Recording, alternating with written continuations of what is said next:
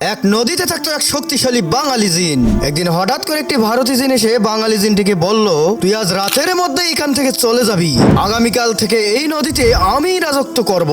ভারতী জিনের এই ধমকি শুনে বাঙালি জিনটি একটি জেলের কাছে গিয়ে বলল, ভাই তুমি যে এই নদীতে মাছ ধরো, আজ পর্যন্ত তোমাকে কোনো আমি কষ্ট দিয়েছি?